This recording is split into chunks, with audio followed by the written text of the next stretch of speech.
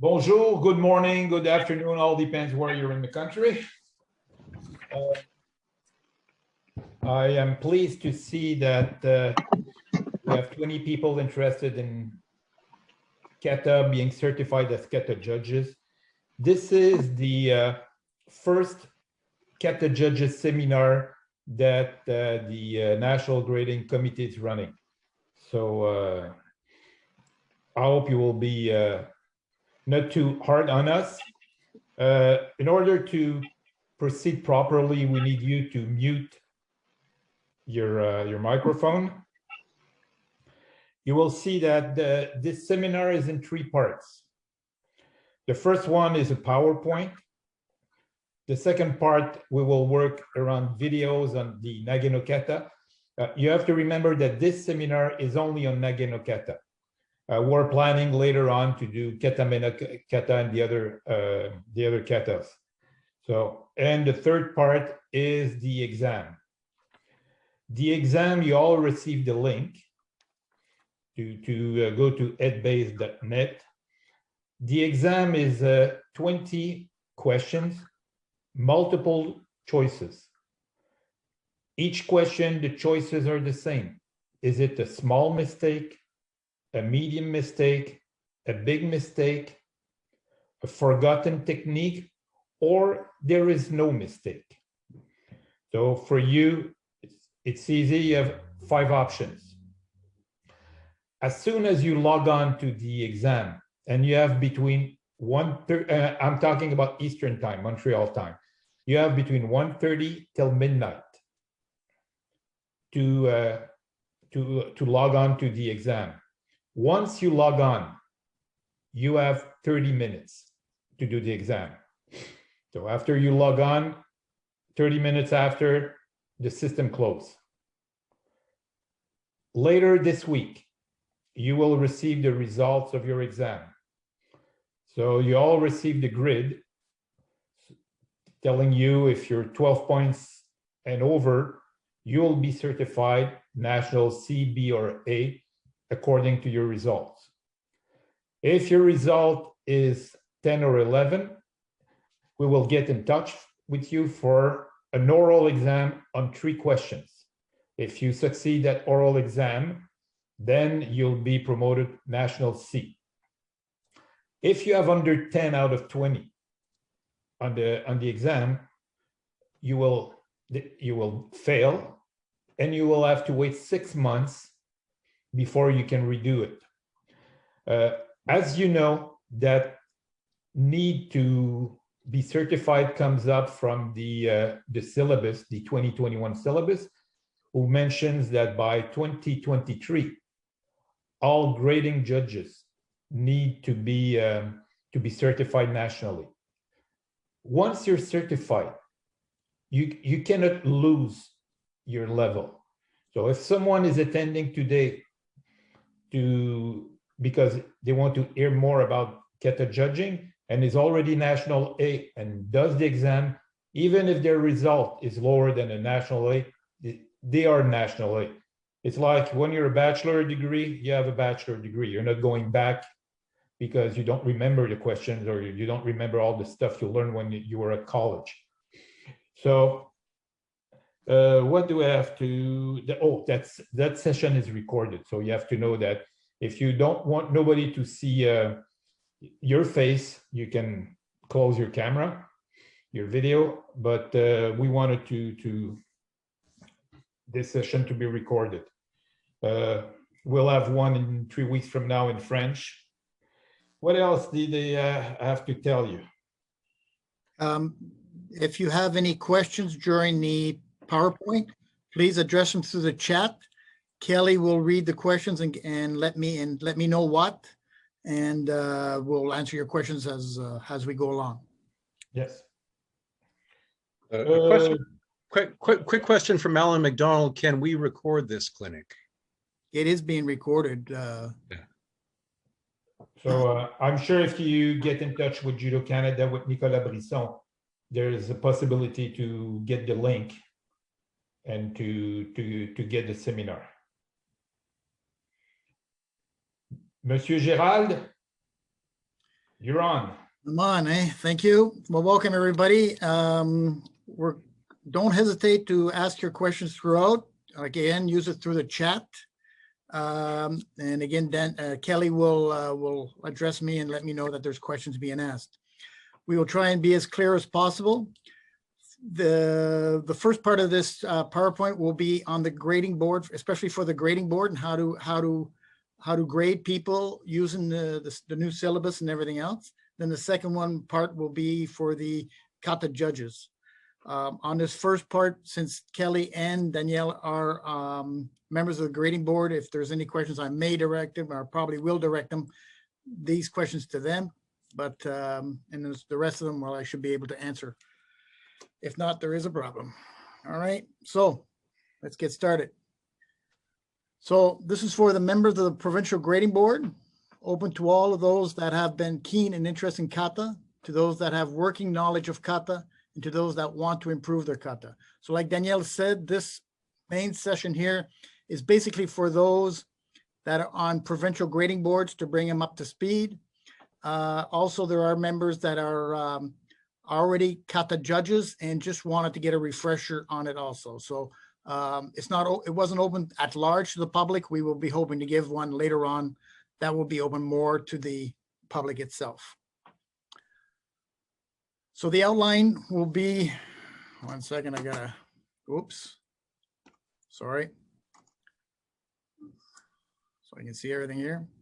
So we're gonna talk general information for grading boards, Kata and grading board judges guidelines, Kata scoring, injuries, illness, or accidents during the presentations, Kata proceedings, score sheets, and also how the hall is generally laid out during a tournament.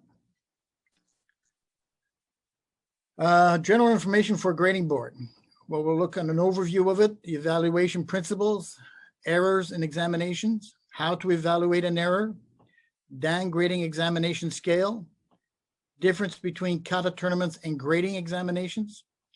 We'll look at the different exam forms for technical and the same thing for the Kata.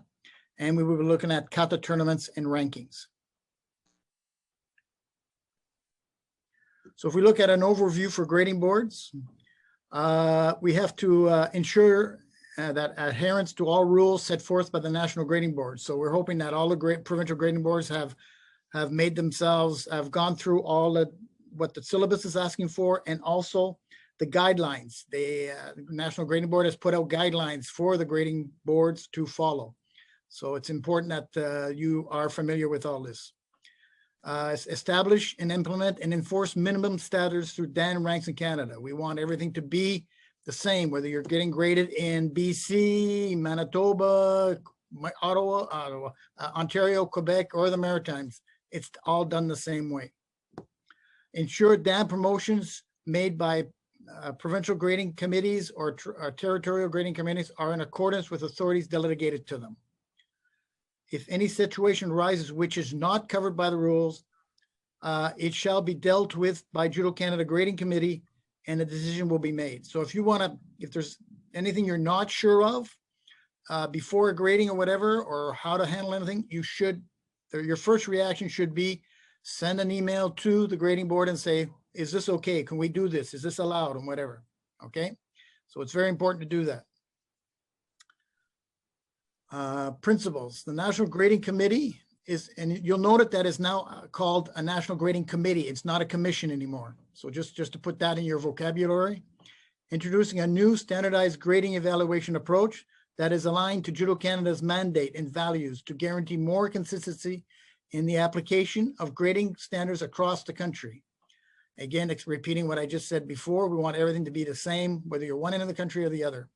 The examination jury reserves the right to probe, challenge, discuss any techniques or part of the kata with a candidate before final decision is running. So that means if you had a candidate in front of you and he's done something, it's a demonstrated technique, you have the right to ask him questions about it. Make sure that he understands what he's doing. So far, so good, Kelly? There, sorry, I was on mute. Yes.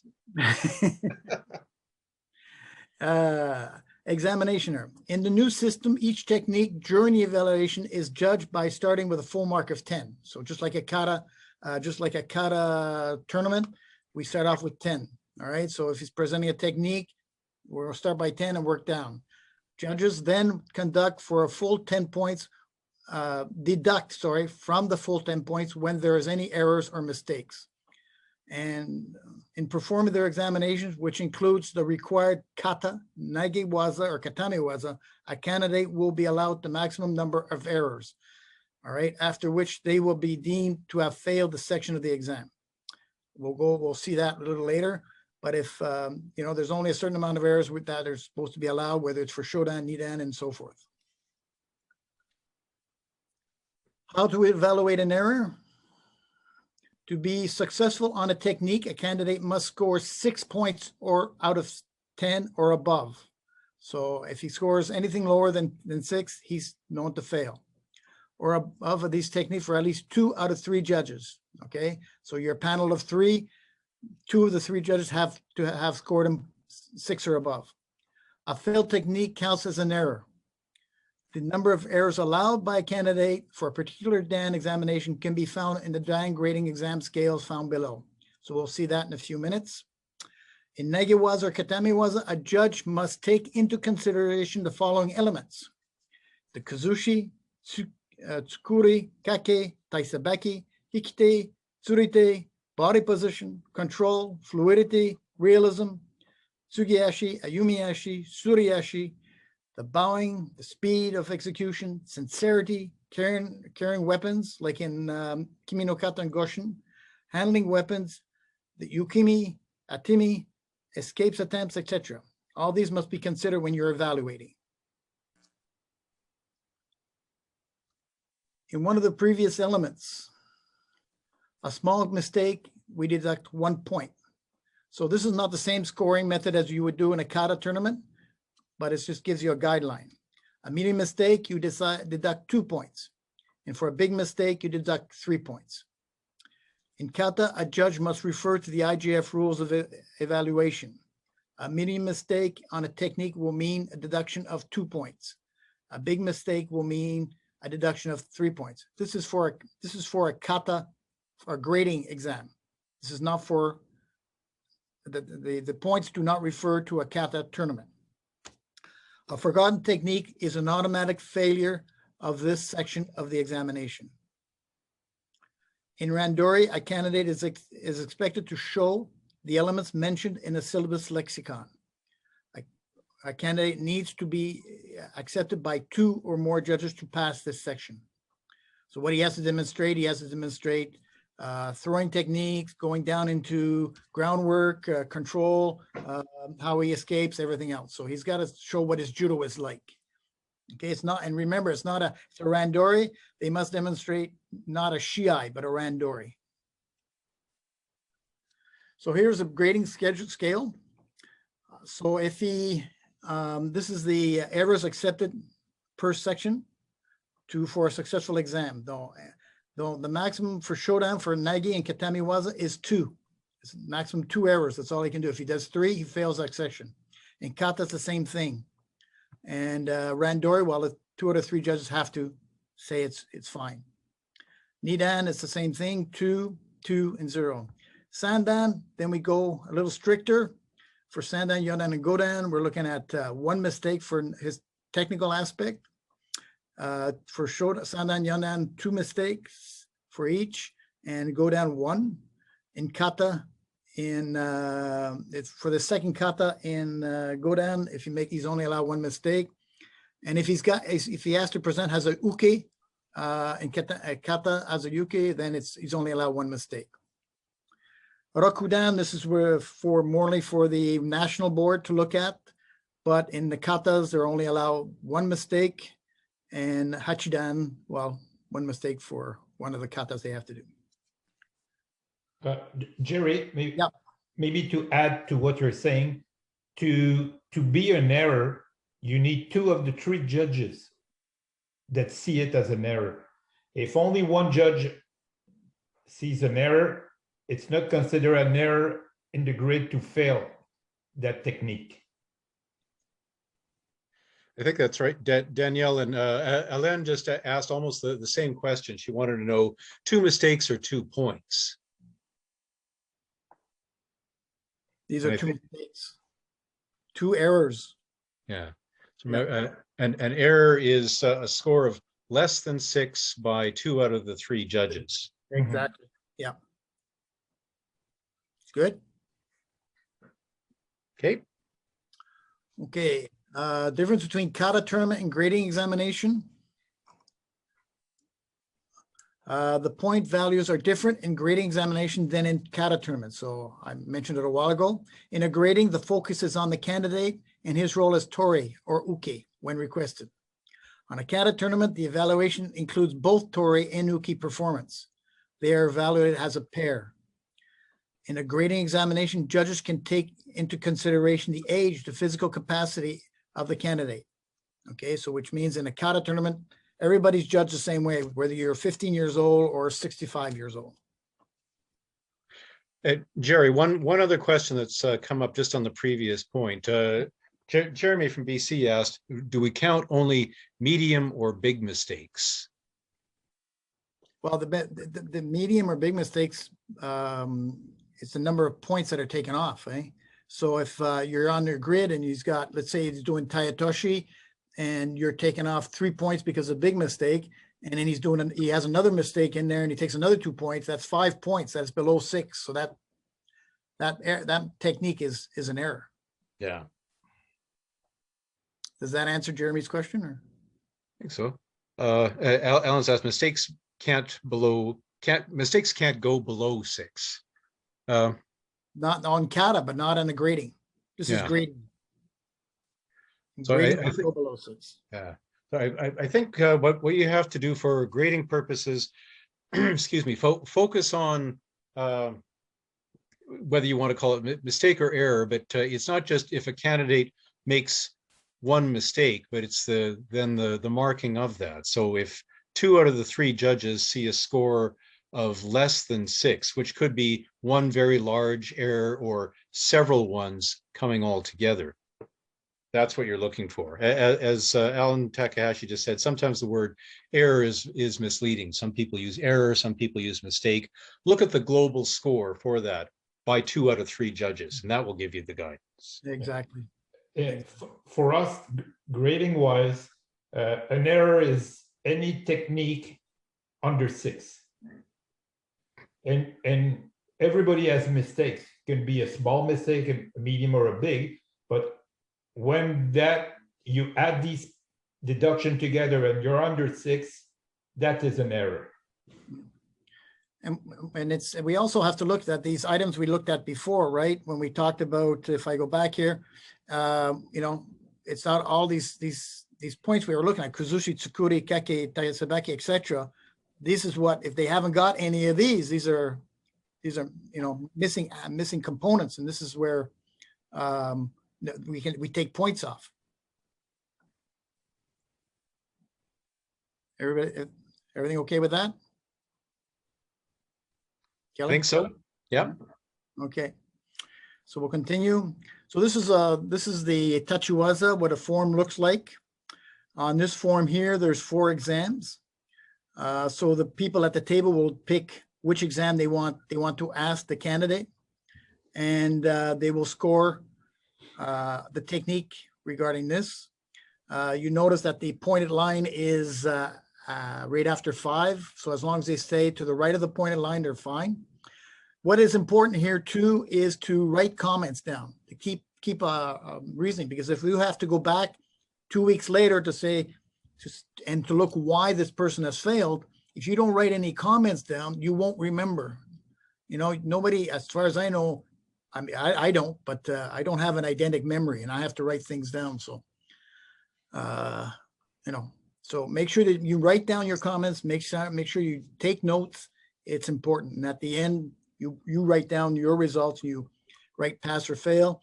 I would suggest also that the members of the grading board sign these sheets and that so that we know who they belong to, so we know who to ask questions to after the grading. So that's for This is another exam. This is for the technique, the Newaza or the Kata Evaluation. Again, the same thing. You would pick the number of techniques you need to ask, whether it's for Osai Waza, Shimi Waza, or Kensetsu Waza. And again, indicating whether they, from your concern, if they pass or not. And then at the end, you look, all the three judges look and they say, okay, I marked fail, I passed, and candidate is either passed or fail. And Jerry, Alain just asked, does the grading panel pick which number to use? Yep. Yeah, they pick. Yeah, the grading, the three judges will say, okay, today we're doing exam on this candidate, we'll do exam number 1. Next candidate, okay, we'll do exam number 4, whatever that way. And the same thing for the Newaza part. Can you just hang on for a second? I got a technical problem. Okay, to continue what Jerry was going to say. If Osai Waza, you need to have 3 Osai Waza technique. The panel chooses which 3 from the list. They will be asking the candidate. Same for Shime Waza, same for Kensetsu Waza. Exactly. I'm back. Sorry about that. So yeah, that's exactly what you do. So it's the panel that decides which one of these techniques they'll be asking. Yeah. Again, write down comments. Again, make sure they're clear in that, so that if you have to go back and to say why you failed somebody, especially why you failed somebody, you can remember. Yeah. And Jerry, a couple of questions in from the chat. We've got Alan asked, do we use only the published exams rather than the grading boards coming up with their own? No, this is the ones that you have to use, that the grading board has established, right, Danielle? Yes, sir. You must use these exams. Well, the grading committee decided to do exam for you, so the only thing you have to do is to print those sheets. And then just a question from Keith in BC, just I think primarily focused towards the exam of today. Did everyone receive this information? Is the grading board information a separate portion of this clinic, and are we to be tested on this information? No, you'll be tested only on the evaluation for Kata judges. This is just specifically for Kata, for grading board members only, and it's just for their information. But the exam will be based on a Kata tournament and not on this part. Right, Danielle? Right, and according to the IGF rule book on how to evaluate the Kata. Yeah. So I hope everybody brushed up on the IGF rule books and technical package, so that because the exam is based on that and not on the grading syllabus. Yeah. And just a few questions on clarification. Alain asked, just in the example we've got on the screen, is purple number 2. I think what Alain's asking is a second exam. No, it's not a second exam. It's just more techniques. You can go, I'm going to take the right-hand side. I'm going to take the 3 first techniques, and that's what we're going to ask. So that's all you have, or the 3 last techniques, or on the left-hand side, the same thing. Or I'll take the 2 bottom ones on the left and the top one on the right, Yeah. Yeah. And what we did on those grid is we enter for Shodan all the Osai Waza technique that you can ask them, that are in the syllabus. You will find them in the appendix at the end. So we put all of them. If you have to choose 3, then you pick up the 3 from the list on the right and the left side. And Alan also asked whether then some techniques would never be tested. But I think we've got all of the techniques from the syllabus in at various points in the exam. So it's just, they may not be asked of a candidate at that time, but they're always available to be asked. Mm-hmm. Yeah, exactly. Okay, good. This is what the Kata Nagano Kata sheet looks like. Again, you judge it pretty well the same way you would judge it, because you will all be national judges. You should judge it the same way as you would judge a Kata tournament. And that'll keep it simple for you. Again, here you can write comments. So I would write comments, problem with Kuzushi or whatever you you want to write. The only other thing that's down here is, if you look on the bottom, general elements, you also can make comments on his judogi, on the bowing, on the tsugiyashi, yumiyashi, shiko, depending on what you're doing, what in that, and all the rest of the things, and make comments also. If he comes in with a judogi that's not clean or too short, or if he's not bowing properly, these are all points, in the kata, whether, that you should be commented on also. And again, you should sign as a judge. So we can go back, but very important again, and I'm not going to stress this enough, you should write down comments so that we all know, if we go back a few weeks from that, after the exam, what to say. Good? Good. Okay, kata tournaments. Now we're going into the tournament part of it. In each of the 5 katas, the couple with the highest score will be awarded the gold medal. The couple with the next highest score will be awarded a silver medal. And the couple with the 3rd highest score will be awarded the bronze medal. Okay, so that's basically, I think, general information that everybody knows, or should, I think. Kata grading board judges guidelines. Here we're going to look at the obligations of a kata judge, official uniform, recommendation for judges, code of conduct and ethics, and briefing and debriefing. A judge must be a member of Judo Canada, okay, in good standing. A judge must have a required knowledge of the field of the kata, especially the kata they're judging, and in the understanding of the techniques. A judge must know the evaluation rules in their entirety. So what we try and do is, prior to a kata tournament, if you're asked to judge, we do try and tell you what katas you will be judging, so that you can go back to your notes, you go over the rules and regulations, so you just bring yourself back up to par, so that you're because memory is something that faculty that forgets things. So just to help you, just brush up on your notes.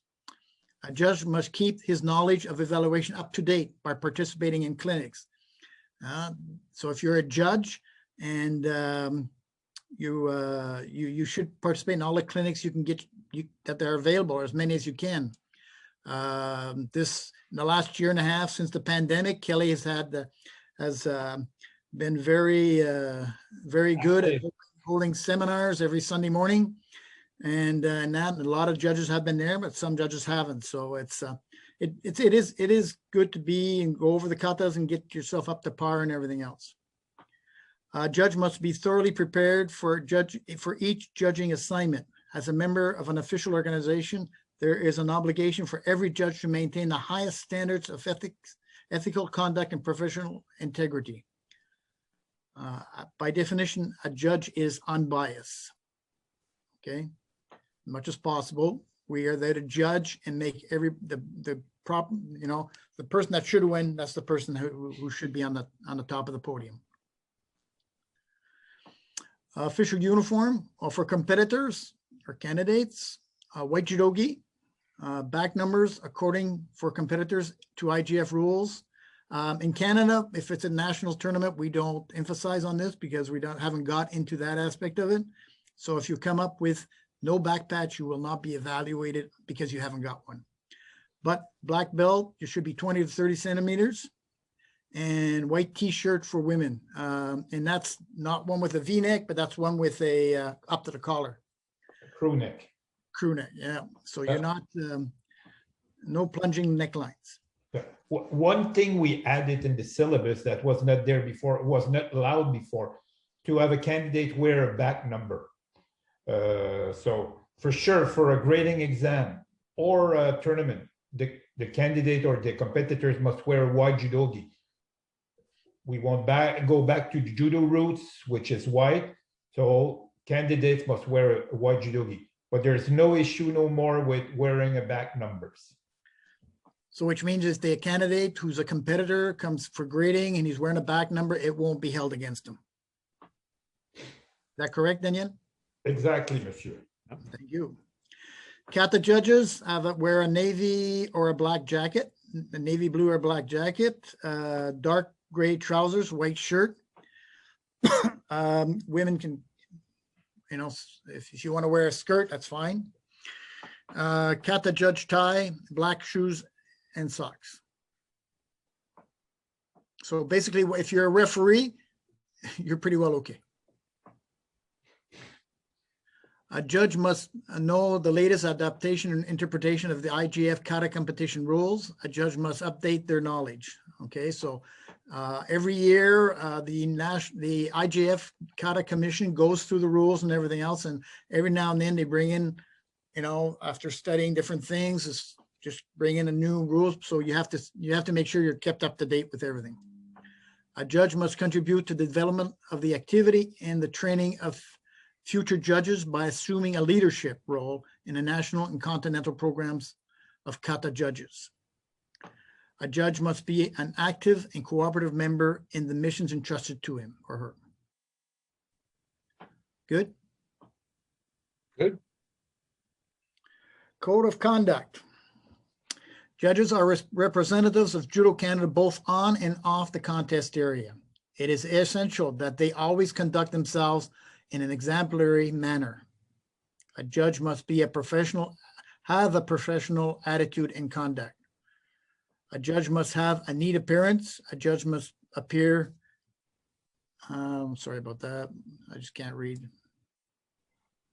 At the times of defined at all events in which they are invited and available during the entire event. So if you're asked to be a judge, if you're going to be there, you must acknowledge that you're going to be there, and you must also, when you come, you must be near the tables, ready to act and to judge or be available for any task that are asked by you.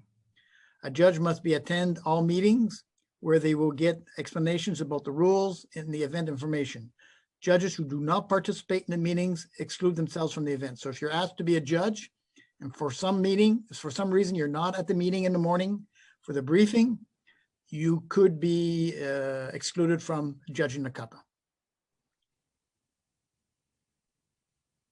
A judge who cannot respect their commitment must notify the president or the sports director of the kata committee in writing before the event.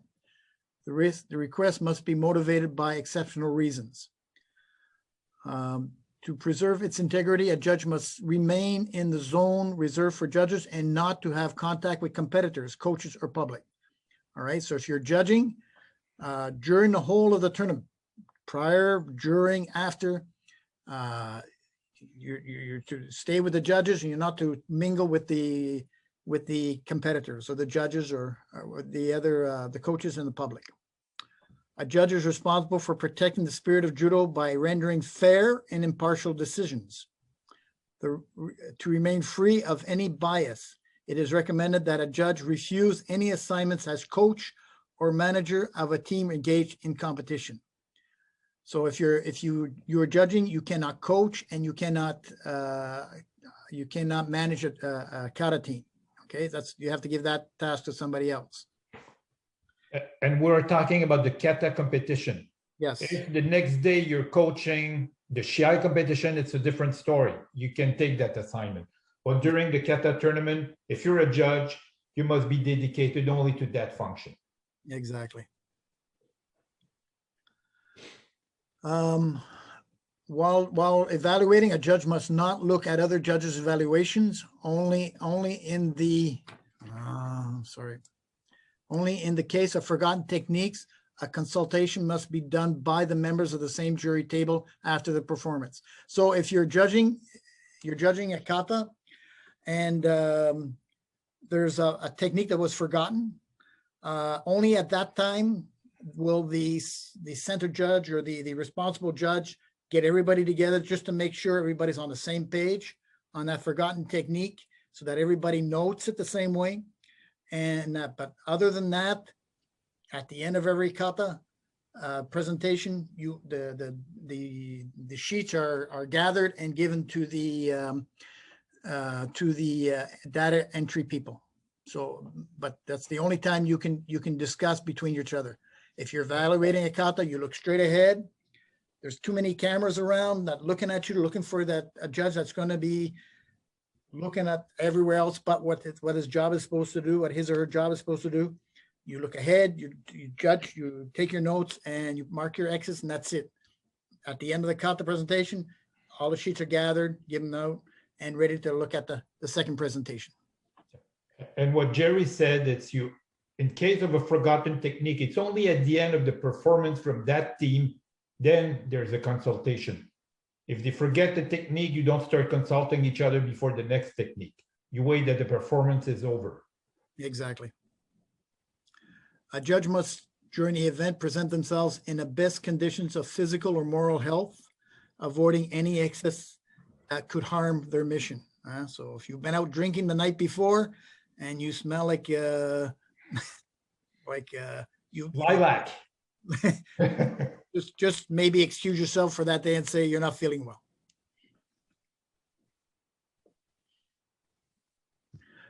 Briefing and debriefing. The general briefing, daily briefing before a competition is always done. In the daily briefing, there will also be information regarding the first aid, where the first aid is, where the toilets are. The bar, here we're talking about the lunch bar and not the whiskey bar, and where the lunch will be held.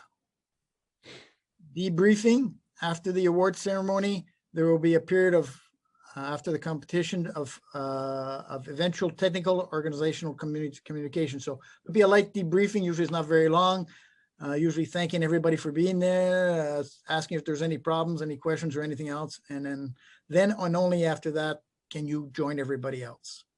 Note contact with the competitors or coaches when you are in judging functions or reserve. Okay, reserve meaning to say there's always somebody ready to replace somebody at the table if the need is there. Kata scoring. So we're going to look at the Kata results. This is where the interested for you people for your exam. So what's a forgotten technique? What's a big mistake? What's a medium mistake? Correctional value, point systems, and total results. So Kata results. The results for one pair is a sum of the score of each technique. So in the kata, each technique is evaluated, and we're evaluating the pair and not the individual. So you must wait in the result, like in Nagano kata, you will evaluate both right and left before you finish marking down for that technique, the score. Technique result, the highest and lowest score will be for each technique will be canceled.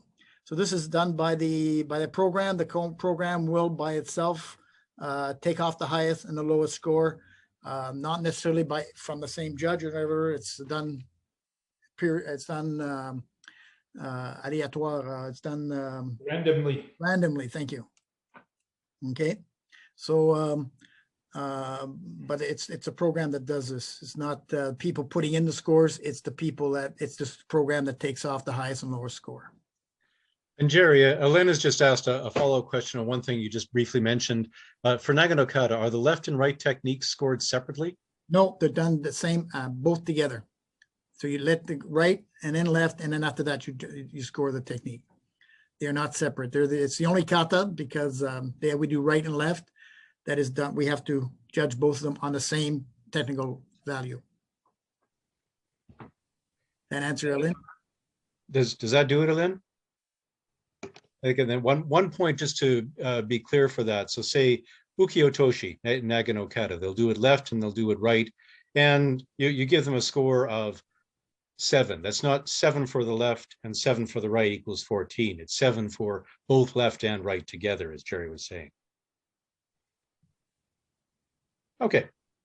Okay. So a forgotten technique, okay. Forgotten technique is something that's omitted. You forgot, you didn't do the technique, all right? So that would be a forgotten technique.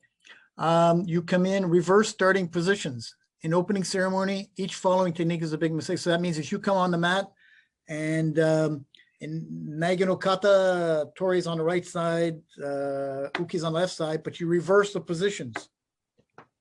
That is a forgotten technique. So right away for the opening ceremony, you will start off with a 0. Okay, so you get a big F, or where we'll see the sheets later on. That's where the X goes. Changes in sequence of the technique. So if you're doing Goshinjutsu or Kimi no Kata and you reverse your positions, that is also a sequence of a forgotten technique. Okay, or any kata, as a matter of fact.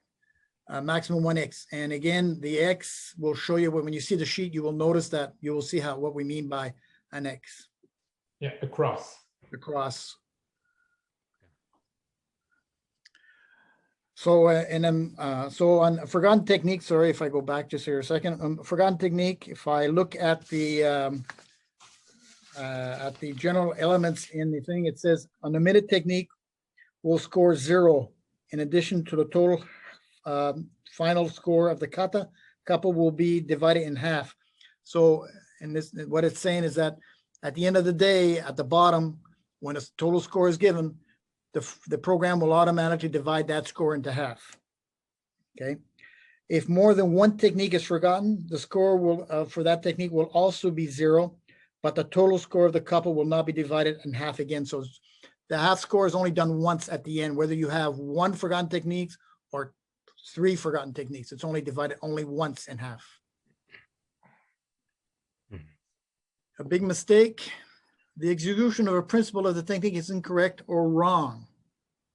Okay.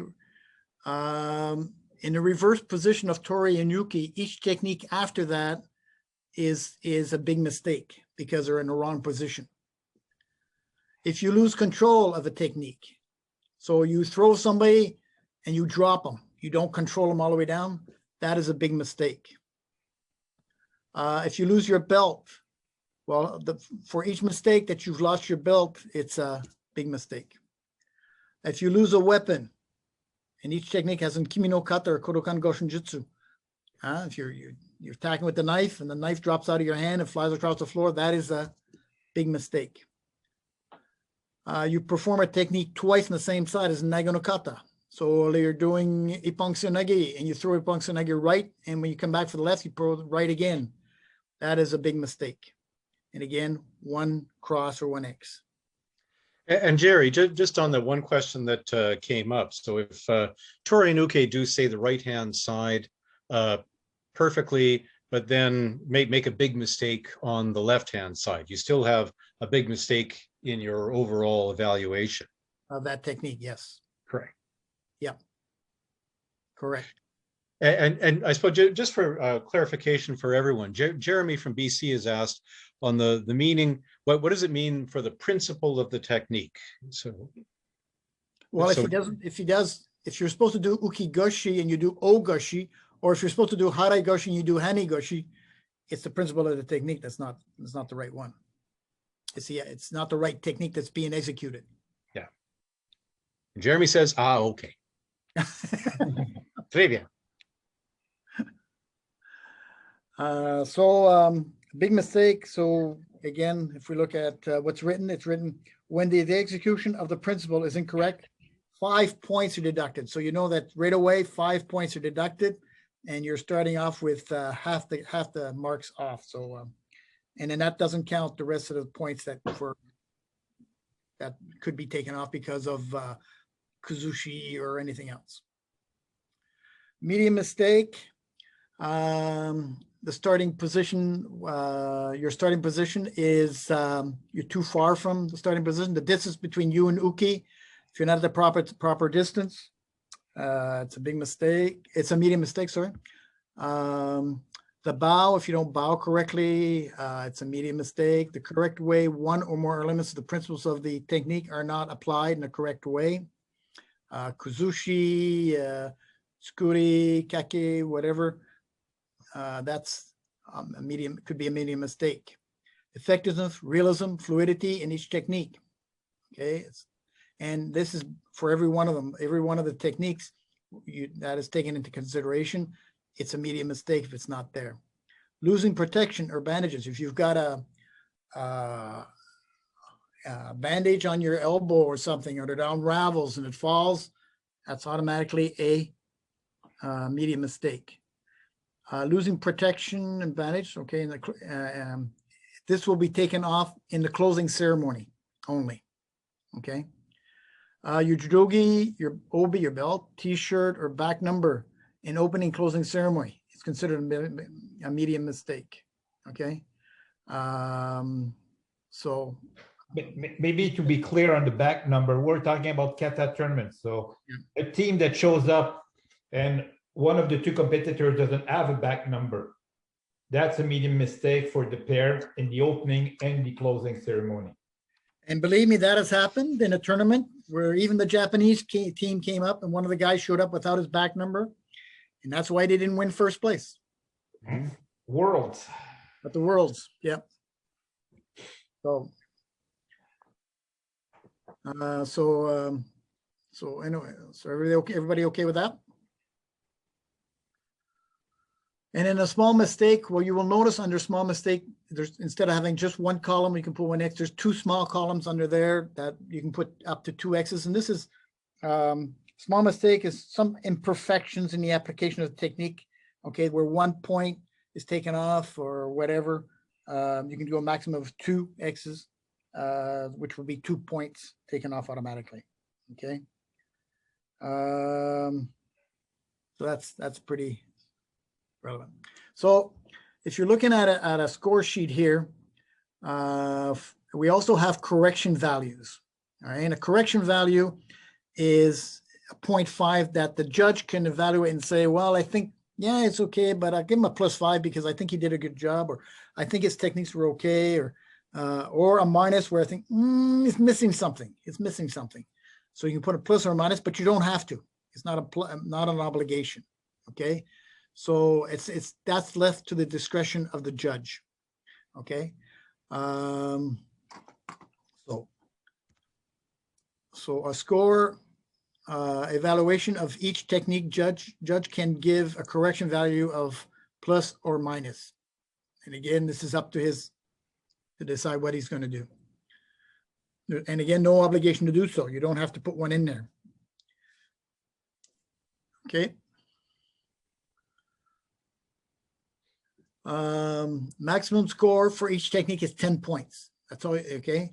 Minimum score for each technique is 1 point if there is no forgotten technique. So if there's a forgotten technique, it's automatically 0. So that's the only time that there will be a 0. Otherwise, you cannot give less than 1 point. 0 is the only forgotten technique. A total score is divided by 2 once the presentation is done. The total score for is only divided by 2 if all judges agree on the forgotten technique. So again, that's why at the end of the presentation that we mentioned a while ago, all the judges get together, make sure that they're all on the same page with this. And then after that, they all write down its forgotten technique. And only once this is done, that when it's entered into the program, that the computer will automatically give it half a score. Jerry, we've got a good question from Chris, and it's probably a difference between being a kata judge in a tournament versus being a kata judge at a grading. Right. Chris asks, whenever adding or subtracting a correction value, are we obliged to provide a justification? No, not in a kata tournament. In a grading tournament, I would write down why you're taking off points, just if you have to go back and somebody makes a complaint, a formal complaint or whatever, that you can look at the score sheet and say, okay, this is why it was done. But if you notice in the kata, there's no places to write any comments or anything. And for grading, there's no adding or subtracting correction value. Yeah, it's only for kata tournaments. Exactly. So then for I received a question just on chat, just on that point. So the form that we're looking at right now on the screen for grading, that's just grading for a kata tournament, but we wouldn't be using that form for showdown grading. That's right, exactly. It's 2 different forms. Okay, I'm sorry, I misunderstood. All right. So here we look at the point system. So a while ago, we talked about the maximum score is 10. So if you look at the opening ceremony here, you notice that the judge didn't take any marks off. Okay, so the guy had a perfect score and he also gave him a plus. Well, it wouldn't, the program would not give him 10.5. It would only give him 10. Okay, because we cannot score higher than 10. Okay, where if you look at Sumigeshi, okay, if you add up the points, all right, he's taken off 1 small point, 3, which makes 4, and then 9 with 5 with a big mistake. And then he's got, so this would give him a 0.5 score, but we can't go lower than 1. So the program will give him only a 1, not a 0.5 score. Okay. Only forgotten techniques, total score divided by 2. So if he's got 0 here for closing ceremony, let's say, then at the end, it will be divided by 2. And Jerry, just Alan had asked a question. As part of your PowerPoint today, do we include the forms that we would use as grading? Yeah, we have further up. Okay, there you go, Alan. It's coming. No, if you look further up here that we've already gone through, this is for grading. These forms are for grading that we've seen. That's for Newaza. This is for Tachiwaza. Okay. And this is the Kata form for grading. There we go. Okay. All right. So this is where you would write comments down. But where in a Kata tournament, you don't write comments down. Right. And just can I ask the question? So sure, please go ahead. Yeah. So like on this one, yep, there is no like a big mistake, medium mistake, or small mistake. So we have to do the calculation by ourselves, right? We just do, we evaluate to 6 because it was like 1 big mistake and one small mistake, and it would be like 7. Yeah. Okay. You would give 7 to every score, and as long as everything's on the right hand of the letting points here, the pointed line. If everything's on that side, then maybe, except for maybe 1 or 2 techniques, you know, you would say you would pass, I assume. Yeah. Okay, and the evaluation that we're going to do today is going to be based on the competition one or the competition one. Yeah. Okay, perfect.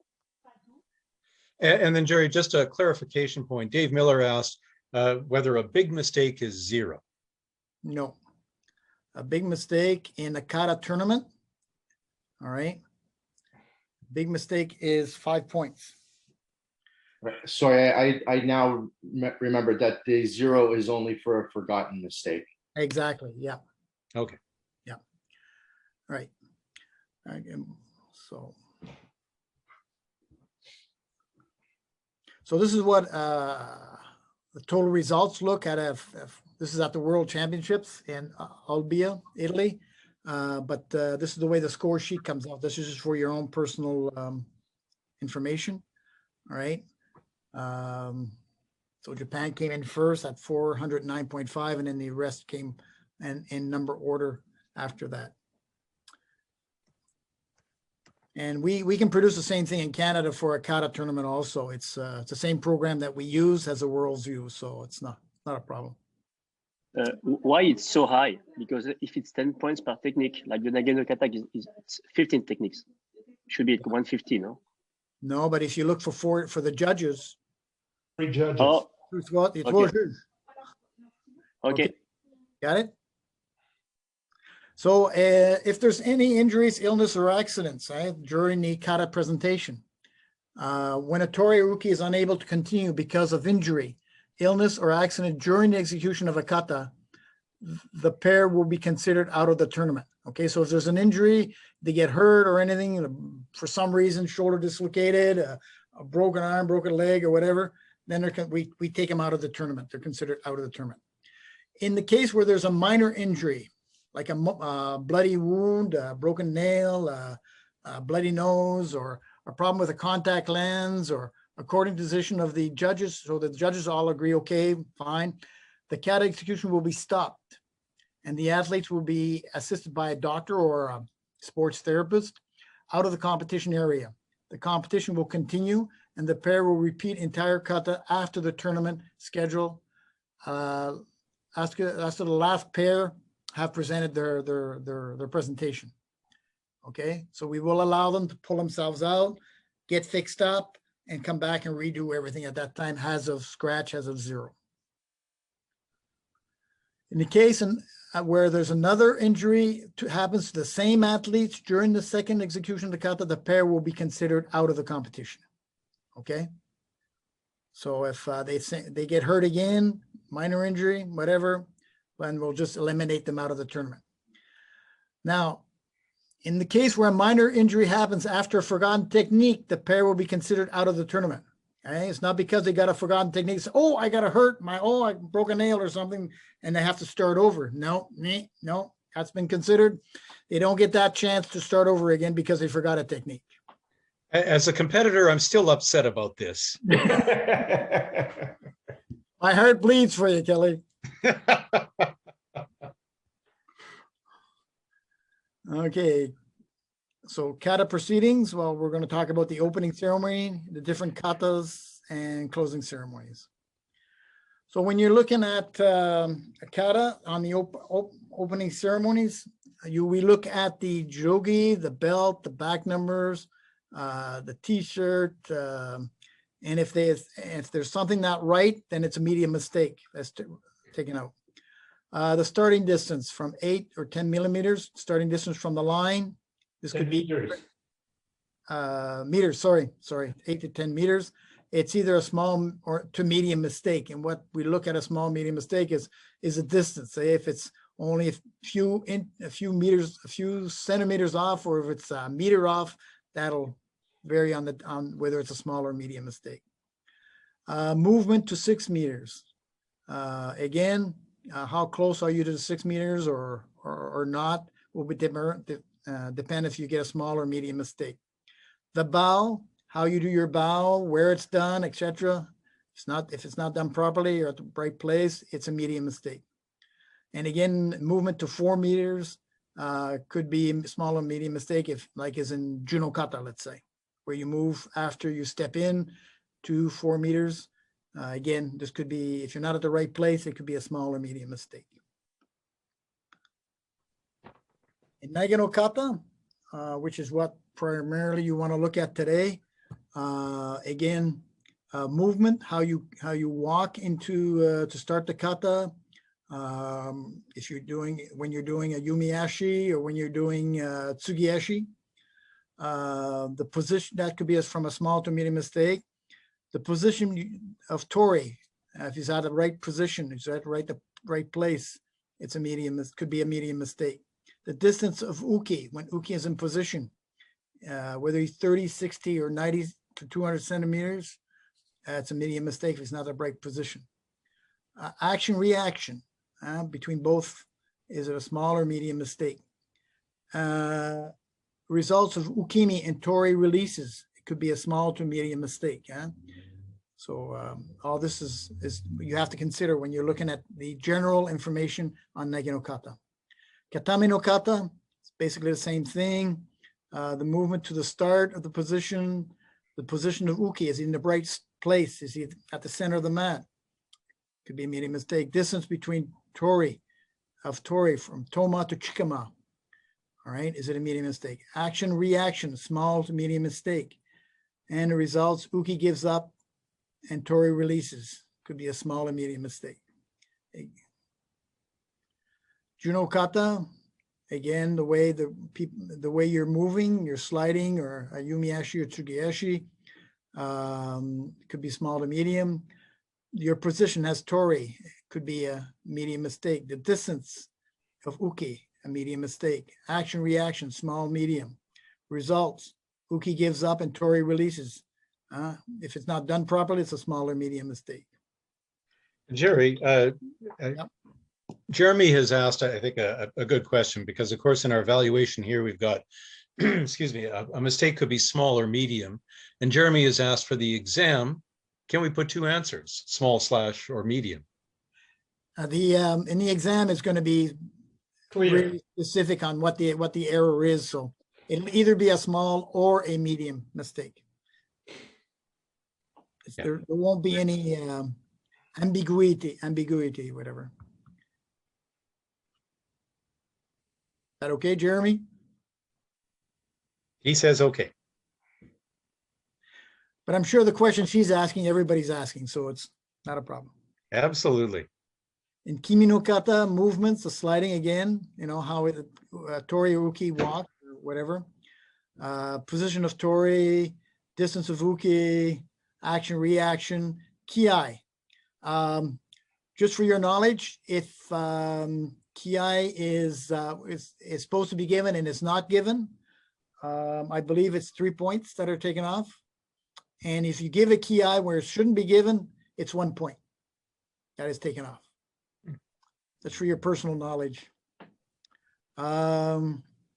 Results, Uki gives up and Tori releases the same thing, small or medium mistake. And Kodokan Goshinjutsu, basically the same thing. Movements, natural positions, small to medium. Tori's position, medium, distance for Uki, medium. Action of Uki and reaction to Tori, the key eye is the same thing. Results, Uki gives up and Tori releases, depending how it's done. If it's not done properly, it could be a small or medium mistake. Closing ceremony, movements to 4 meters, movements to 6 meters, could be small to medium. The bow again, movements to 8 or 10 meters, small or medium. The judogi, the belt, the back number, the t-shirt, again, it could be a medium mistake. If we look at the score sheet, as a judge, when you receive your score sheet, the first thing you got to make sure is that your name is on it. Okay, that you have the proper name, that the athletes that you are going to evaluate are the proper athletes and the country.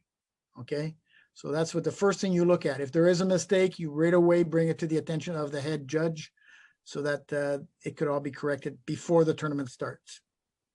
Okay, in case the pages have been mixed up or for some reason or whatever. Or even the athletes have come up when they're not supposed to come up and somebody else is supposed to be there.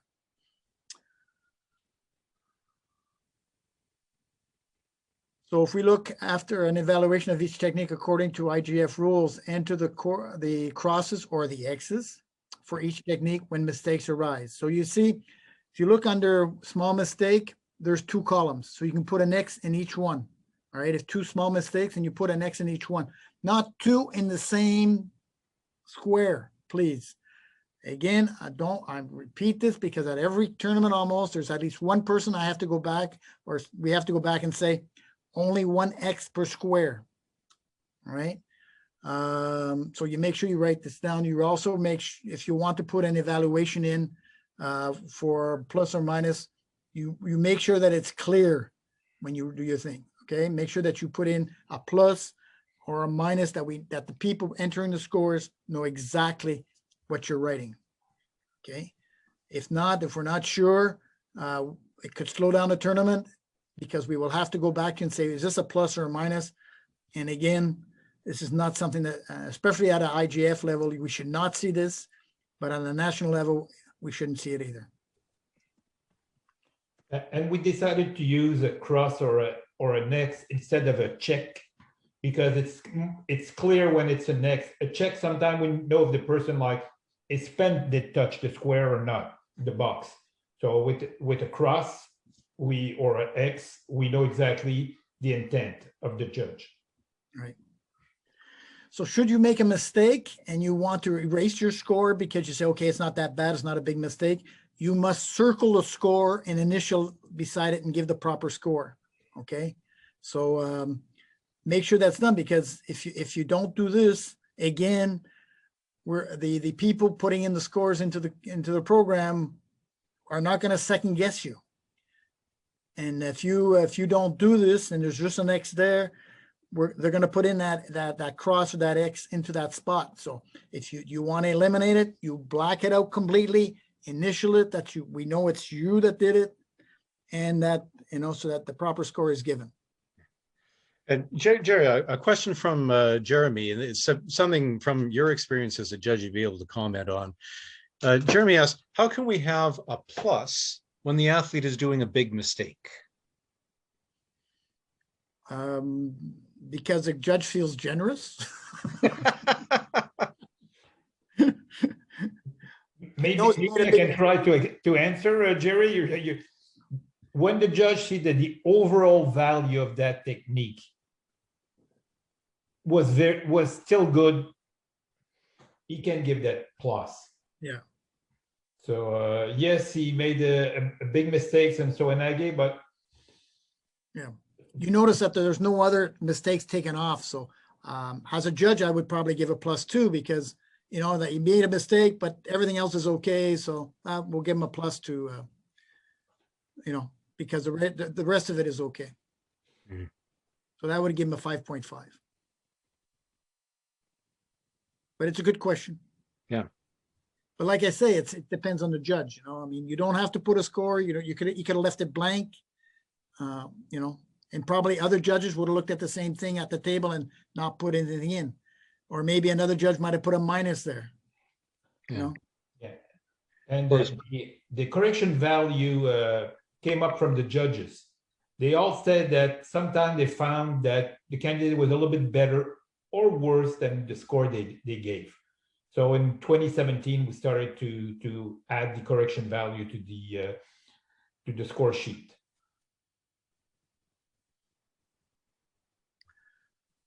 So if we look at the hall layout, this is basically what a hall layout on an IGF tournament looks like. You have the candidates, you have the judges on the bottom.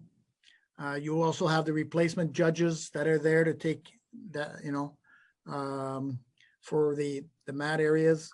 You also have you notice that the number 3 is in red, and that's because it's the head judge that is there, that is in the middle at all times. So, but it also indicates to the judges where the flags are held, where the podium is going to be, where they go for lunch and everything else. So, and the first day where the first aid is also.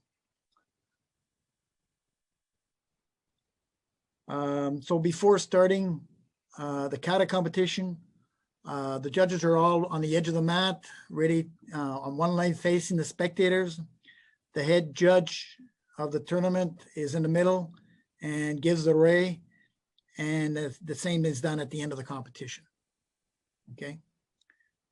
And Jerry, I just got a question on the lines on the mat. I think in the examples here that you've got, can you talk about that? I think it's not the tape.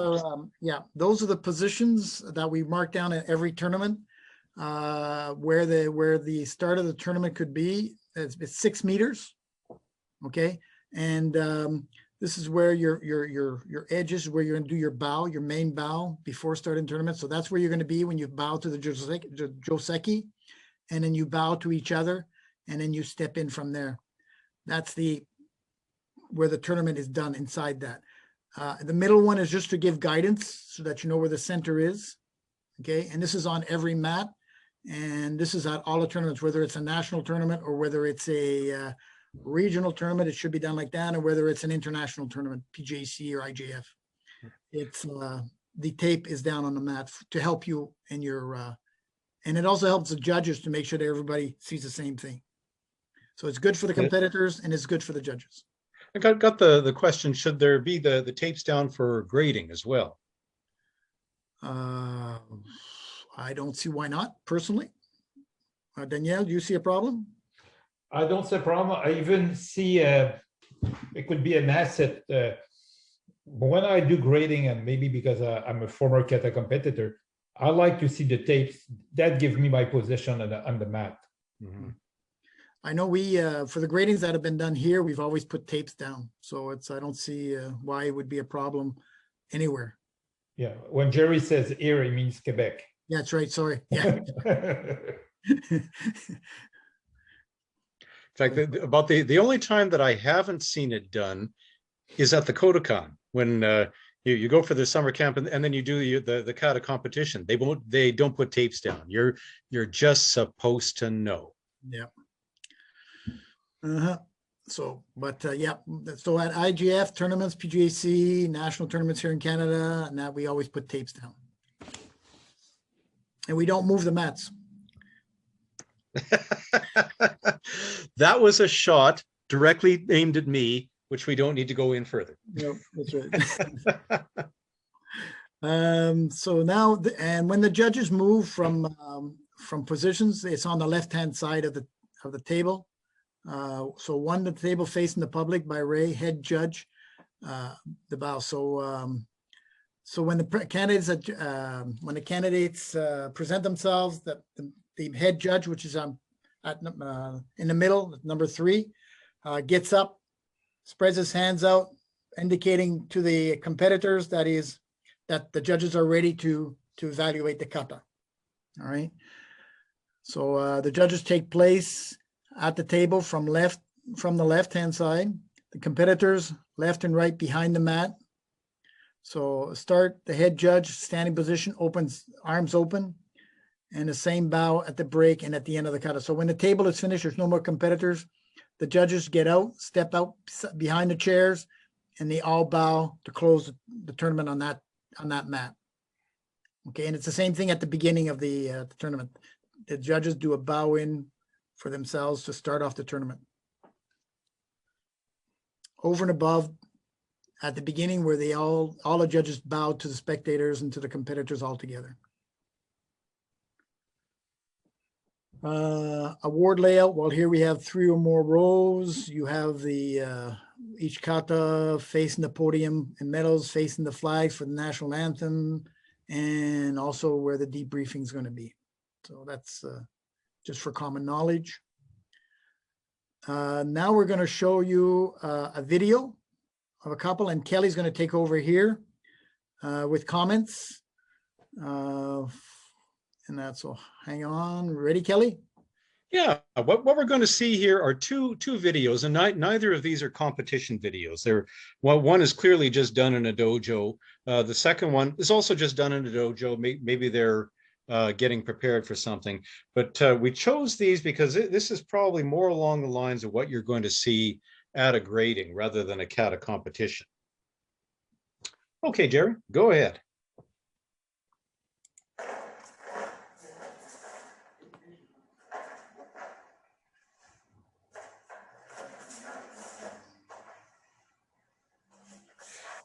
So the bowing here is a little unorthodox, but as we saw earlier, you can take points off for the opening ceremony.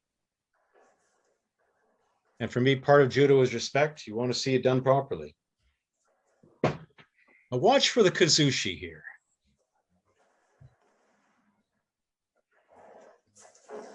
And also, particularly in Nagano kata, one of the things you want to see is uke thrown and not uke jumping.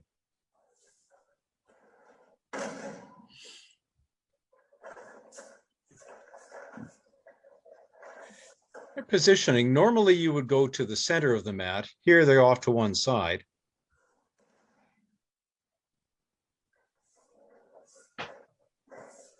What you're probably seeing here, looks like uke is going more over the hip. So I'm not so sure the throw is being done correctly. Alan asked, does hand placement matter? And yes, it does. Oh, and I think we're getting a lag here, Jerry.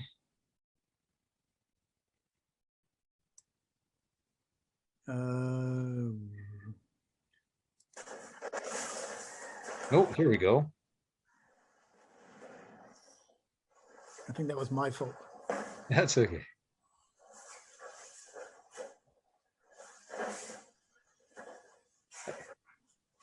There, they started and stopped.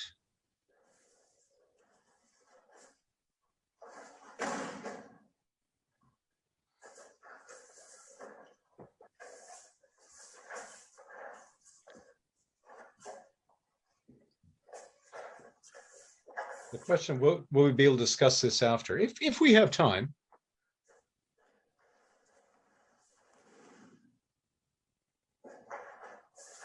We're getting some lag on my end, Jerry. I don't know about everybody else.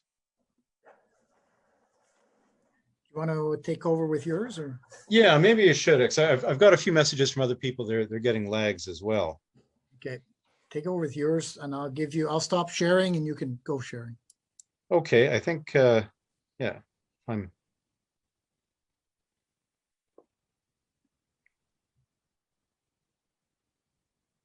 Oh, okay. Can you go back to Kataguruma, Kelly?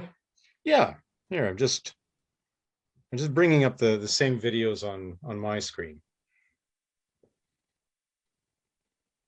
It'll just take a second for it to be up and running.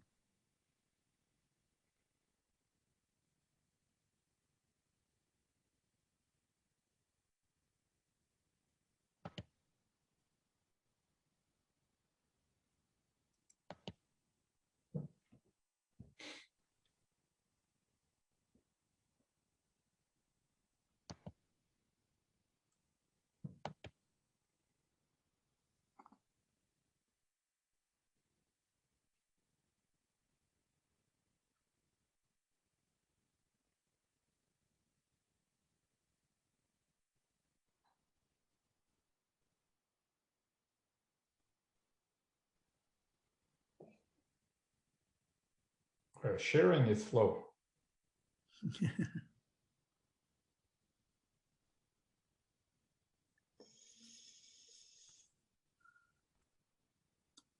Okay.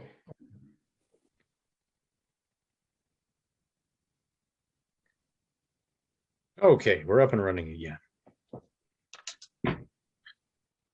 Yeah, so what I would call a lack of kazushi there. Something else to watch their placement. So they're not on center.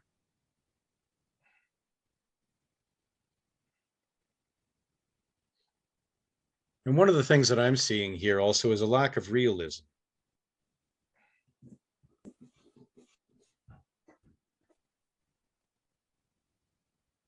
Yeah. And they were doing Ipanso and Age. Very much, as opposed to the Kata Sioi. There's the Kataguruma. There's no control.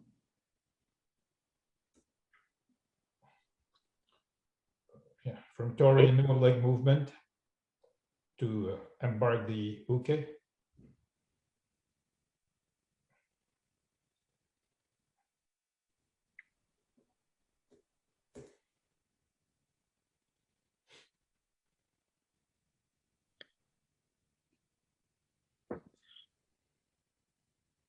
Now, generally for uke-goshi, it's done at the center, so we have a positioning problem here again.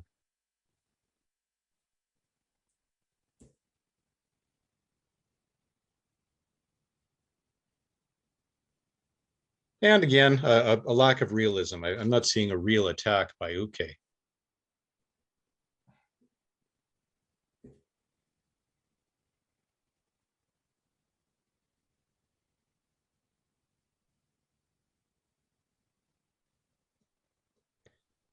You know, the biggest thing that we always say we look for the Nagano kata is kazushi.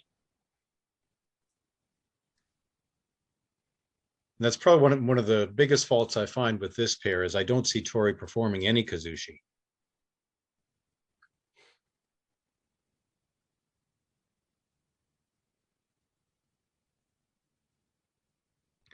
Generally, you see a different stepping on Surikomigoshi. Yeah. And also, Tori's hand is not going directly to the collar. He's moving on the second step.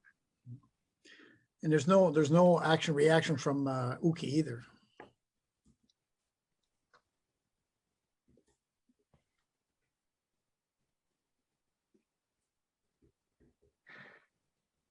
So Blair has asked, can we take one technique and score it? I think that's a good idea. So let's do a kuriashi here.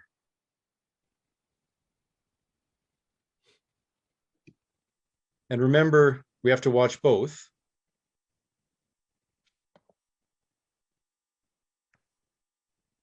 Pause it just for a second there. What thoughts on scores? What would you give for that?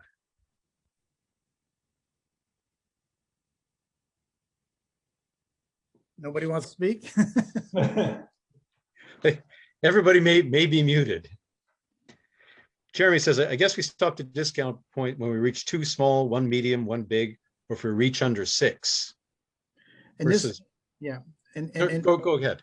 yeah, and if there's no big mistake, the lowest score you could give is a 4.5. Okay. If in this case here, you probably would go around 5 or 4.5 or maybe 5.5 if somebody's generous, but it would be that around that score would be a 5. All right. There's no kazushi. There's no control. There's no you know, that not even the principles aren't there. Okay. That would that's what the score would be as a judge judging it. That's what I would give. Can I ask a few questions on this? Yes, Please, ma'am. Aline. Well, so when I look at this pair, I see that they're from a very small dojo. Their gis don't even fit properly. They're Can you not even pause on, it, please, Kelly? Yep. Okay, thanks. they're not even on real judo mats there. So I wonder if they're from like a very small community. So would we judge them the same as we would judge somebody who has access to a grading evaluator? And I also see that they're young. I can tell that they've practiced together, but it's not very good. No, it's not. But, you know, do we give them a little bit of leeway for these other factors that could possibly be true? Are you talking about a grading, Ellen? For grading, yes. Okay. Well, I guess, Jerry, you want me to answer? Yeah, I could answer. But let you go. You know, grading, one of the things when we build the syllabus, and that everybody who answered the survey on grading asked us that it's uniformity and rigorous across the country. So we have these that candidate, because it's only one candidate for grading. If he would be coming from a major city, would he pass or not? And if it's no, even if he comes from a community, it will be the same result. They will need to have more clinics. They need to have improvement. There's some positioning mistakes in there, which is still proves that they need to be directed on how to do the kata. Yes, I agree. And in this case, you know, Tori is, you know, he's trying, but like Uke is making many mistakes, like she's backing up towards her spot. So in grading, would we judge the Tori on all the mistakes that Uke is making as well? No. In grading, you evaluate only the candidate. Okay. You have to take into consideration, and sometimes Uke does help Tori. Yes. In this Yes. case, for sure, she's giving him trouble to do his kata. So Yes. while in a kata tournament, it's a pair. Okay. So you have And to then, evaluate the combination of the two. But so this said, Aline, you have to consider the principle of the kata, and the principles of the kata aren't being followed here. You know what I mean? no, they're definitely beginners. For sure, they're just beginners. So For a grading, personally, I would not accept them, whether they come from a community or not. And it's not doing them a favor if we do, because all they're going to do is teach other people the same way. yes, I agree. So one more question. Later, when we do our online evaluation, are we evaluating as grading jury or kata competition evaluations? Kata competition evaluation. Okay. Okay. As if you're looking at a national tournament and people know what they're doing or should be knowing what they're doing. Okay, now I'm really nervous because I was watching these guys and I'm going, oh my God, this is not the greatest kata, but they're they're going so fast. How do I evaluate this? Yeah, but you're not evaluating these people in the Thank exam. goodness. Thank Okay. goodness. Yeah. You're not evaluating these people. Okay. And also the exam today is not a video exam. Oh, okay. Oh, I was gonna follow up on that question. Like, if we were to grade this, would we say only a medium mistake at most because they didn't have a major mistake, so we go with the highest one, or would it be completely different just for the exam part of this? Well, in this case, Jackson, that would give them medium mistake plus 2 small mistakes. That would give them a 5 right off the bat. But on the exam, it's only like one medium, one small, or one large, right? You can't. Right. So this wouldn't apply to the exam sort of thing. No, that would Okay. not apply. It's a written exam. So you have we're specific in what's happening in the technique, and then you have the multiple choice. Perfect. Thank you.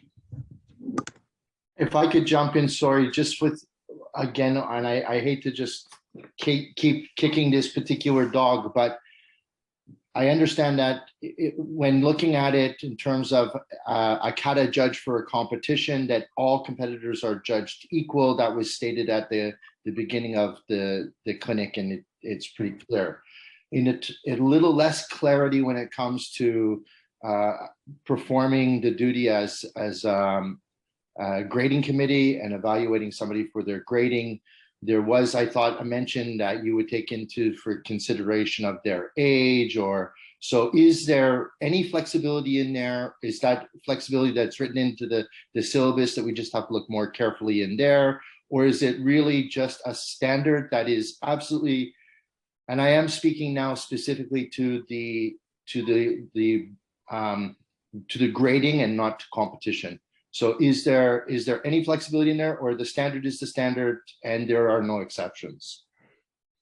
It's written, and I mentioned it before, that you have the privilege of looking at the age. You're not going to evaluate somebody who's in his 20s like you would evaluate somebody in his 70s who hasn't got, who's been through the ringer and you know, with knees problem, and that you have to take that in consideration. And I think that is mentioned in the grading syllabus, I believe. Yeah, I'll give you an example, Dave, that we had in Quebec 2 years ago. A gentleman, I think close to 70 years old, who has emphysema, he was sick, and he did his Nagano Kata one set at a time. So he did the first set, went to relax, came back, he did the second set, because physically he was, and we had the doctor note telling us that he was sick and he really wanted to do the exam. So we took that into consideration. And this is all in the syllabus that we can follow. Those guidances are there, so that's where the consistency comes, is just making reference to the syllabus. Or is the provincial boards also grading boards also allowed like some leniency in terms of their own way of evaluating? I mean, that's, and I'm sorry that I know this is taking away from the topic of judging as a Kata competitive judge, but it is, you know, kind of in. No, we understand where you're coming from, so not a problem. It's using it's gros bon sens. What's the term in English? It's common sense. You know, so using common sense when you're evaluating somebody. You got to keep everybody, trying to keep everybody on the same what's requested. As long as they're there giving their best and whatever, and doing the best they can. I mean, that's all you can do. If you know, if somebody's trying and somebody's doing, you know that he'll never do better. His age, his health doesn't help him, but he's like giving everything he can, and he's, you know, I think you have to look at it that way. It's not like, and judging somebody for Shodan, I mean, if he's going up for Yondan or Godan, that's maybe a different story, you know. Mhm. I don't know if you agree, Danielle or Kelly, but Oh, I do. I think one of the questions that came up, David, when we were looking at the syllabus originally, is that you mentioned if the provincial grading committee had some leniency or approach. Well, we want to make sure that the exams are implemented the same way across Canada, so that a grading committee in BC is doing the same as in PEI. Well, where the leniency does exist, though, is on the individual candidate. As Danielle or Jerry mentioned, if you have someone who's with physical limitations or other points, you can take those into account with some room, but everybody still gets the same type of exam. So it's your evaluation then is going to make a little bit of the difference. you know, just for interest's sake, one of the things I do when I'm grading somebody is tell them right off the bat, we're not there to fail them. We're there to evaluate them, and we're there to help them out if we can, but we're not there to fail them. That's not our role. We would be more happy to say, congratulations, you're now a Shodan, than to say, sorry, come back next time, you know? So for example, and if this pair came in front of a grading board, then maybe what we should be doing is contacting whoever sponsored them and offering them additional support so that they could better prepare their candidates. Yeah. And I'm not saying that in a facetious way. I'm just saying that if the objective, and everything that you've said made it a lot clearer, and it sounds like a good direction for us to be going in terms of having the consistency, but also in terms of having the flexibility and understanding that, you know, we're all humans here. We all have, you know, the same general interest to our love of the art of judo, but also to Elena, what she was saying about the small community. I mean, that in some ways is as much as a deterrent or a hurdle as somebody's age would be, because they just don't have access to the quality instructors. I mean, they're putting the time in, you see the effort. I'm not suggesting necessarily that this particular couple would would pass, but I do see that her points being very relevant. Yeah, no, I agree. One of the things too is that in the guidelines, it is mentioned that the sensei or representative of the dojo should be there at the grading. And if there is a problem like that, I would, you should pull everybody together and say, listen, there is this problem. And if there's any way we can help them to increase it and let them know what the problem is, I think you should, as a grading board, and I think you should also find solutions to help them out. Jerry, I really hope that in a case like this, that we would have seen this couple at a clinic and would have given them that advice before they showed up at the grading. Exactly. I agree. I agree. Absolutely. At the clinic, Aline, or with Zoom or anything, because now we have the technology to be filmed and send it to someone or ask someone from a remote location to look at our kata. Well, and that's an excellent idea. I'm hoping like these smaller communities that they take advantage of Zoom and then they contact, their provincial grading committee and say, could you at least watch us before we spend $2,000 to go to wherever we need to go? Because if these people are living somewhere way up north, it's going to be expensive for them to go. So please watch us on Zoom and give us some pointers. But I think this case, you might need a lot of time. Yep, exactly. Yep. So, okay. Let's go back to our friends on the mat here.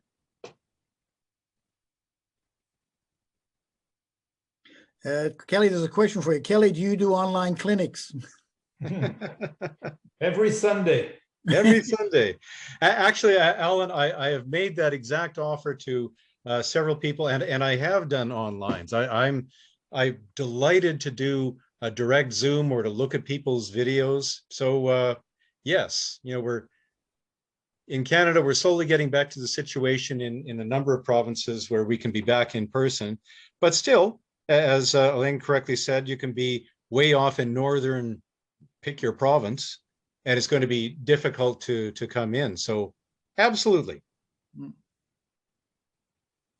And will I be in contact? Please do. I'm delighted to.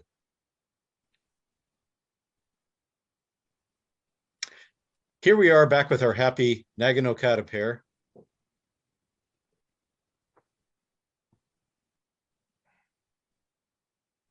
So little stumble there by Uke. Wrong positioning. They were supposed to start at the center on Uke's side. Now this form of uranagi, it's something that actually you see an awful lot in gradings where the punch will come in, Tori will sit down and then perform the throw. For me, I tend not to downgrade that from a grading, although just be aware that of course it's something different than what you would see at a tournament. The biggest problem that I saw with this one here, the fact that they were sitting down, that's okay. You see that at grading all the time. Yeah. Kelly, sorry, Kelly, just before we forget, people Please. want you to give your contact information at the end of this thing. I absolutely will. Yes.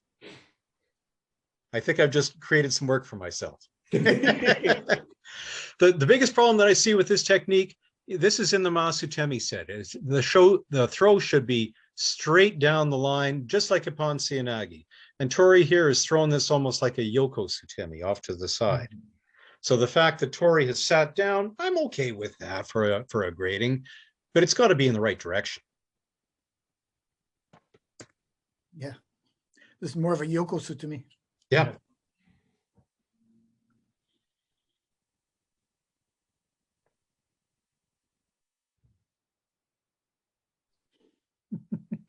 Okay, that was Masutemi, so that was straight. Again, I see. But one step too many, one step too much. And I don't see understanding of the technique. They're just stomping, but they don't know why. And it's not their fault. This is the way that they've been taught. Yeah. True enough.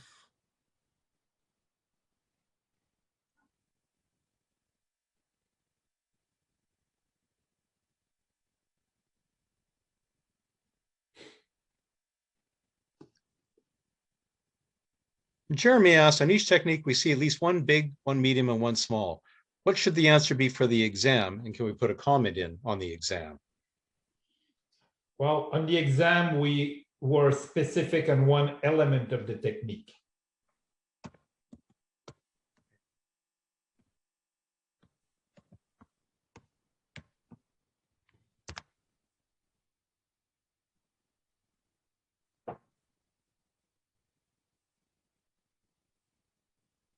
Whoops. The loss of control by Uke.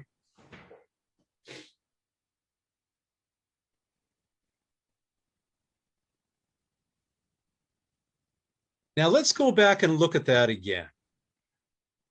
Because I want you to actually look at it and tell me what the error was and what you would score here. Because this is different than what they've done for the rest of the kata. Ukiwaza.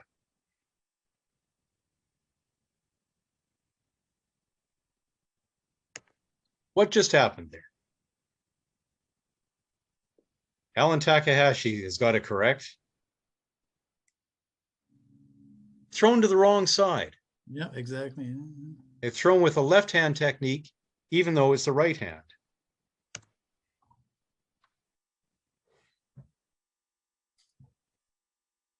So Uke should be coming towards us.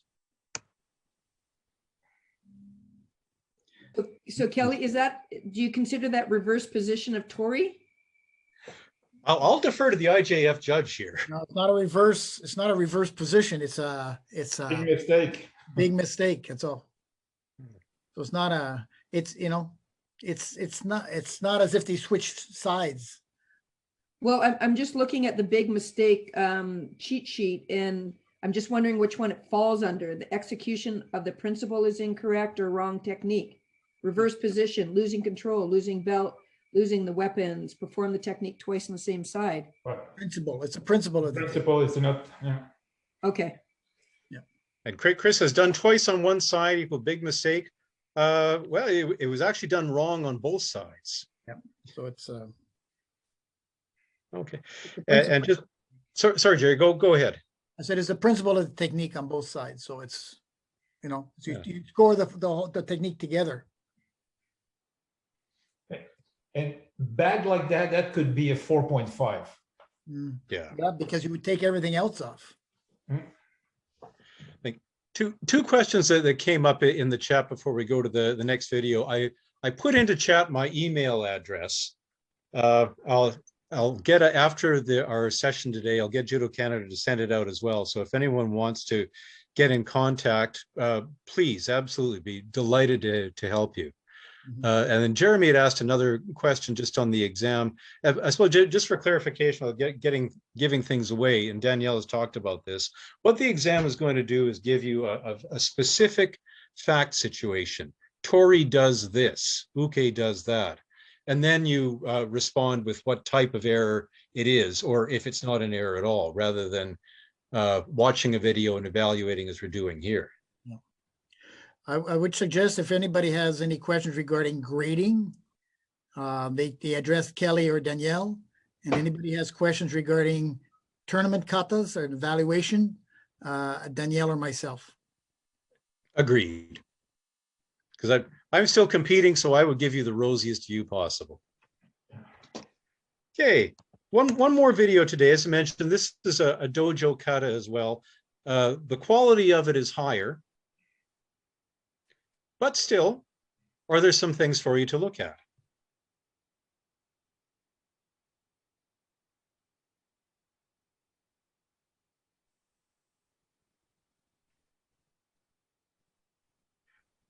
So the type of bow they just performed is really the kind of thing we want to see.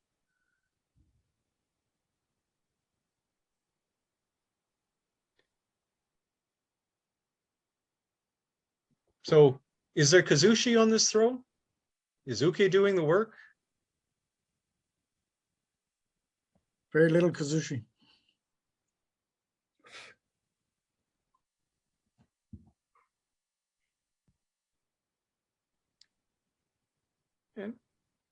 Yeah, very good point, Keith. Very good observation.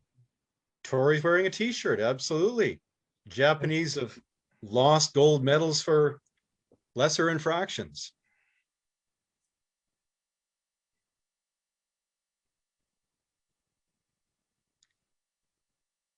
There, Tori had more control than what we saw in the first video. For me, I would still like to see more Kazushi.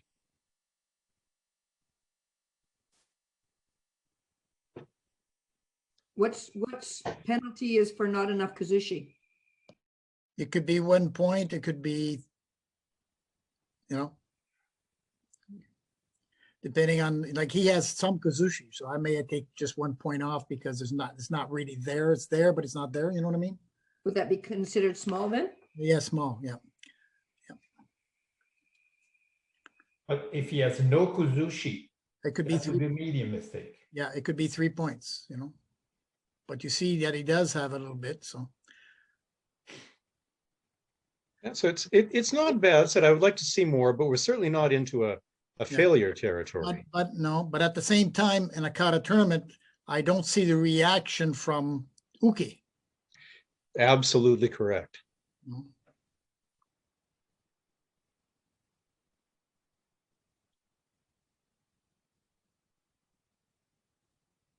And therefore, for me, they're trying to demonstrate more of the throw, which is good. Can you stop it for a second? Yep, sure can. Somebody just asked a question, and the question is, Uki gets up in the wrong direction. Is that because he turns his back to, is that what you're saying, Keith, or what? I'm trying just to understand what the question is about. There. Yeah, see, yeah. Is it because he turns his back at this point? Is that why the question? Hi, can you hear me? Yes, Yeah, I can. yes, hear we you. can, Keith. When he takes his break fall, hits the leg on the mat, he should be getting up on the direction of his knee. What he does is he goes down and then he goes to stand up and then turns the opposite way. That's okay. I'm thinking that probably someone told him that he always had to rotate towards showman, but that's not the case. No, in this case, if he doesn't turn towards showman, it's not a mistake. I'm saying that whichever way he goes down, left or right, Yeah. the leg on the ground points the direction which he turns. Yeah, exactly. Yeah. Yeah. So, but lots of coaches teach you shouldn't turn your back to showman, and that's not correct. No, it's got to be as natural as possible. Yeah.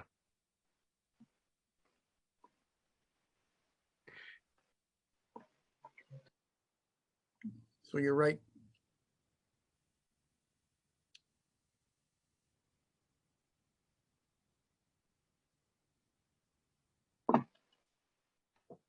There. And this I find, again, it's more technically accurate than what we saw. I just find it flat. I don't find it real. There's no fluidity in this in Okura Shibarai. It's 1 and 2, 3 instead of going 1, 2, 3.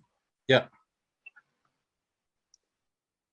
Now there, at least we saw some Kazushi.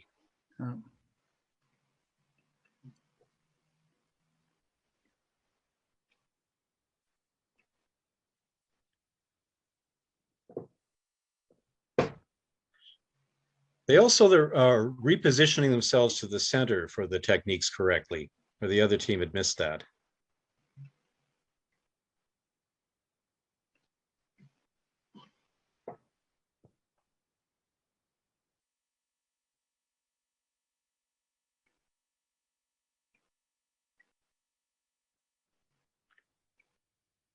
Again, not bad. Yeah, you're Right. Alin's correct. I think people get nervous for grading and make minor mistakes. Kata competitors are probably more practiced. Hopefully. Kata competitors get nervous too. I've seen pairs at the World Championships who won a medal the previous year and forgot a technique the next year. So does it happen? Absolutely.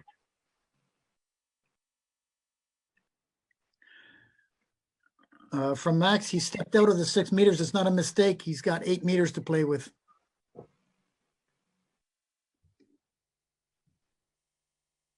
So if he steps out of the red, it's okay because the red is a 6 meters, but the contest area is considered 8 meters. as a judge, I would not, I or anybody else would not take off a point for that.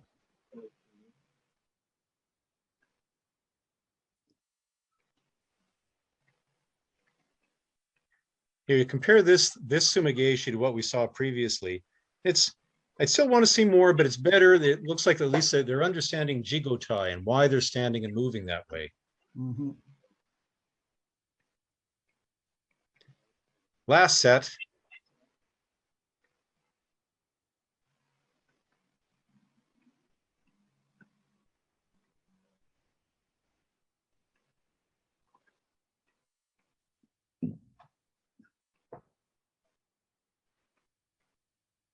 Really do a reasonable job. Yeah, not bad. Because you can see some Kazushi. Their angle is a little off. For grading purposes, I'm not going to beat them up too much. All right, but yeah.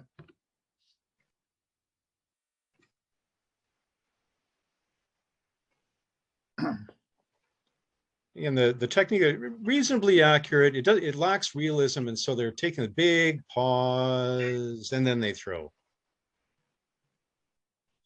But again, for grading purposes, as compared to what we saw in the other video, not bad.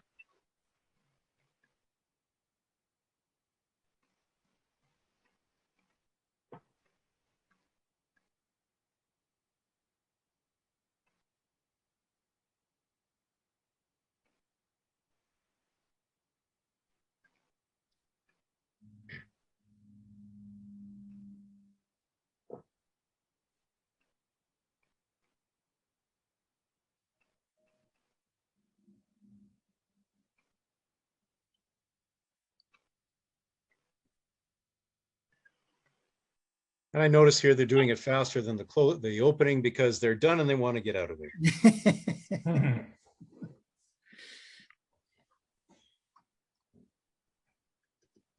Good. There. Merci, Kelly. Okay, Pataprop. Well, this will end our seminar. You have from now on till midnight Eastern time to log on to the exam.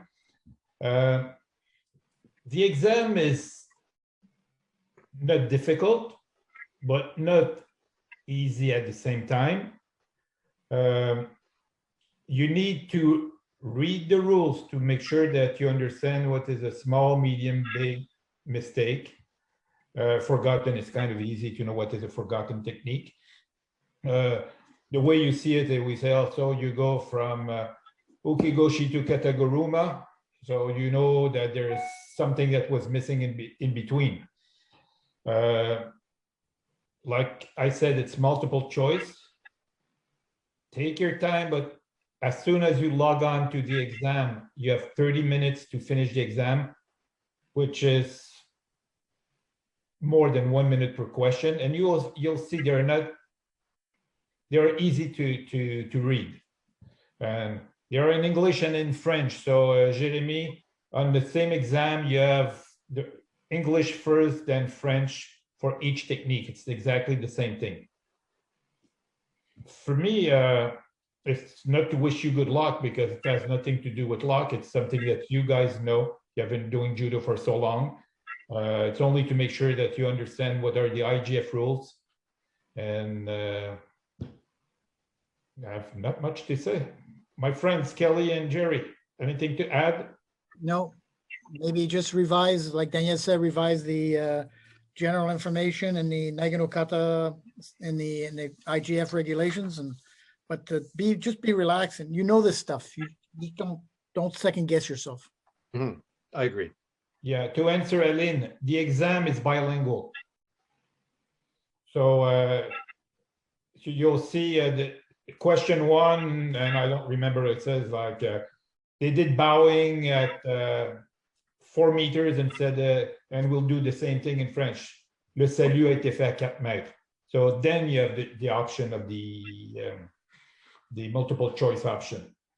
So the exam is exactly the same one in French and in English, and you will get directly on the bilingual exam.